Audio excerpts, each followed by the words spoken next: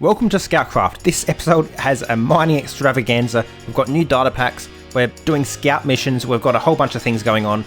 Can't wait to get into it, let's get going. In the meantime, what I did off camera was a bit of mining of Blackstone. There's a little project I'm working on in the Nether, which will be announced shortly, but Blackstone is a key part of that. Let's move on to the next thing in this episode. Wait a second, what's this footage?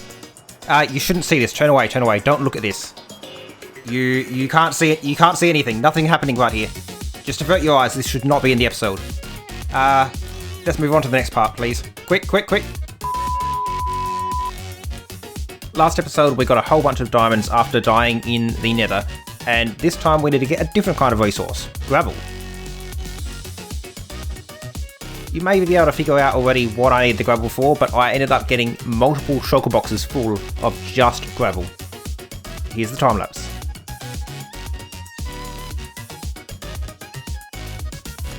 Gotta love this music, don't you? It's got an awesome beat to it. Yeah, I see you dancing. Can't hide from me.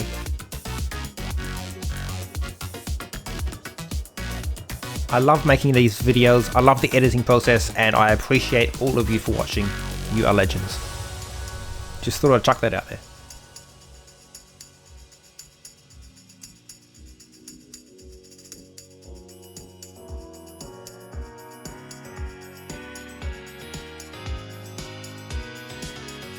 And in case it wasn't clear, I did have a clear purpose for all of this gravel. In fact, the next thing I had to mine was a whole bunch of sand. Now, why do you need gravel and sand? There's a few reasons, but one of them is the need to make concrete. Concrete uses both gravel and sand, and I plan on making a concrete shop.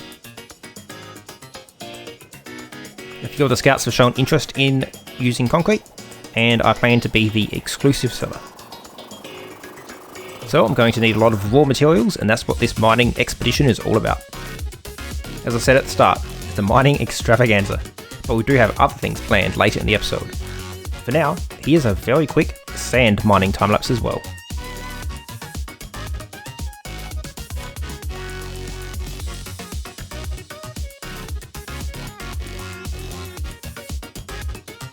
And we were interrupted along the way by a pillager patrol or two.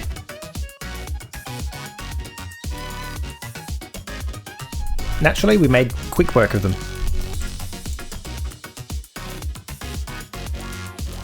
Look at those little bunnies hopping on the right hand side. I'm looking forward to using them to make lots and lots of bundles in 1.17.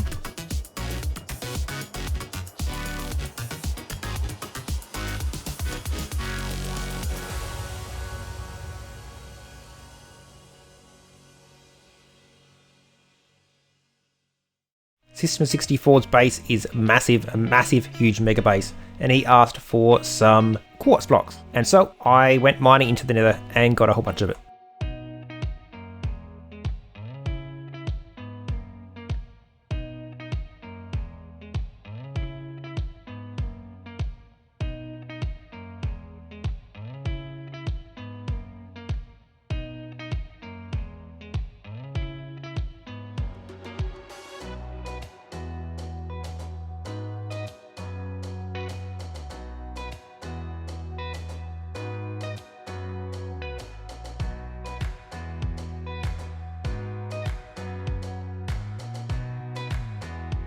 Now that you've seen that, we've got to go drop it off at the shopping district so that he can get it.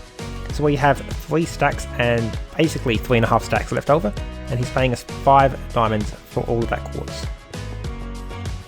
So let's go. So let's go.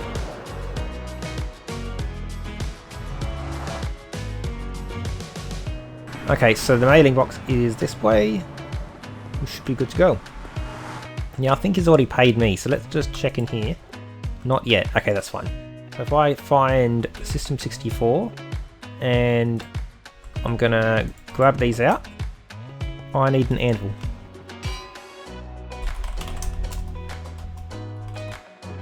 And so we have the 3.5 stacks of quartz blocks and an invoice. I'll let him know that it's in there, and we can move on to our next task.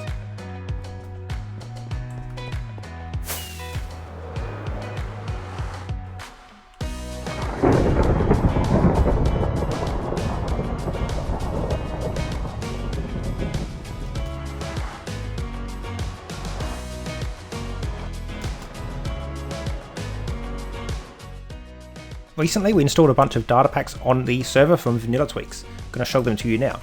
So first of all we have the custom Nether Portals, which essentially means that you can build a Nether Portal using the new Crying Obsidian as well. You can also do them in funky shapes, kind of like a snail or circle or triangle or whatever you want, and it will technically work. So I've just done some Crying Obsidian here, nothing too fancy, but oops, signing me.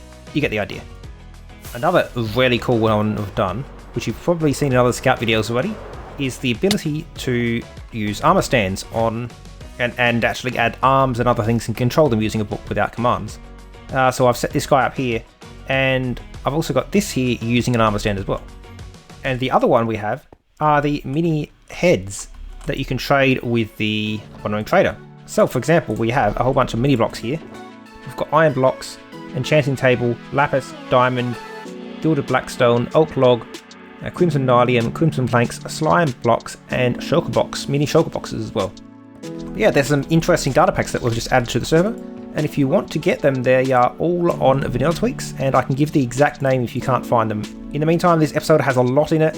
We've got to keep moving. Let's go.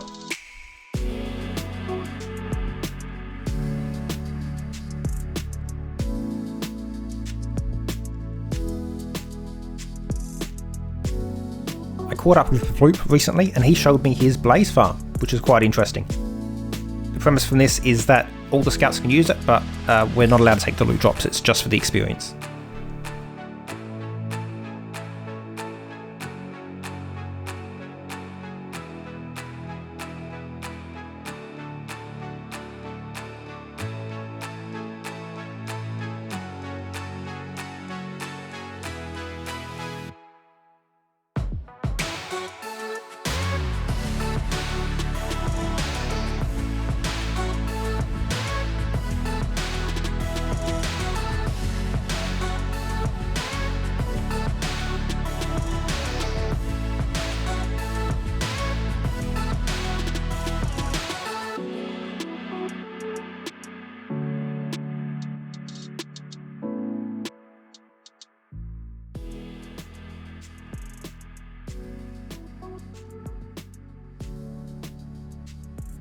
In a recent meeting, we decided to do something called a scout mission.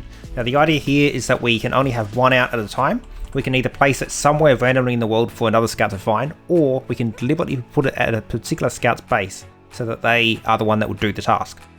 Essentially, we need to challenge them to do something. It's kind of like hermit challenges on Hermitcraft. It's kind of inspired by that, but we were already doing some of these things, so we decided to give it a name and to make it more interesting. The whole idea is that I need to have a purple block and name it in an anvil with the mission or the task that the person needs to do. So let me know, what should I do? I've got a few ideas, but let me know if you'd like me to challenge a certain scout, for example, give a certain scout a mission and what that mission should be. I'd love to hear your thoughts and your feedback, and if there's some really good ones, I might do them as well.